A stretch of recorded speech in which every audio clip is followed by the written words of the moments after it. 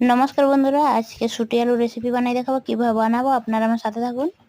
শুটিগুলো একদম কচি কচি, একদম টাটকা শুটি, গাছের তোলা শুটি। প্রথমে শুটিগুলো ঠিক করে কেটে নেব। ছোট ছোট 3টে আলু কেটে নেব। শুটি আলু ঠিক করে কেটে ধুয়ে নিয়েছি।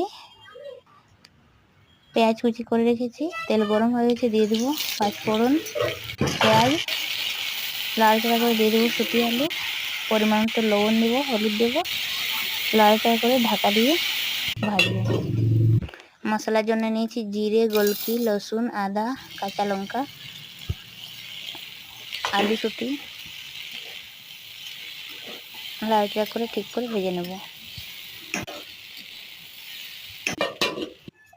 মশলার সঙ্গে একটা টমেটো দিয়ে মিহি করে বেটে নেব।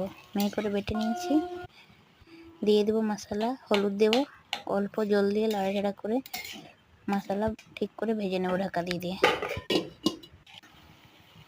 ঢাকা হাটাই লাড়াচাড়া করে মশলা ঠিক করে ভাজা হয়ে যাবে, তারপরে জল দেব। মশলা ঠিক করে ভাজা হয়ে গেছে, আপনারা দেখতে পাচ্ছেন। দিয়ে দেবো জল। ভাজা হয়ে গেছে, জল দিয়ে দেবো। যতটা জল লাগবে জল দেবো, তারপর কিছুক্ষণ ফুটে উঠবে। আর তারপর আমার রান্নাটা হয়ে যাবে। 10 মিনিট মতো ফুটাবো, রান্নাটা হয়ে যাবে।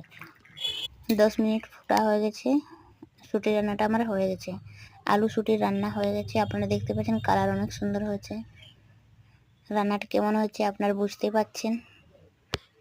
অনেক সুন্দর রান্নাটা হচ্ছে, খেতে অনেক ভালো লাগছে। আপনারা খেয়ে দেখাবো এখানে। অনেক সুন্দর লাগছে খেতে, একদম টাটকা শুটি, খেতে অনেকই সুন্দর লাগে।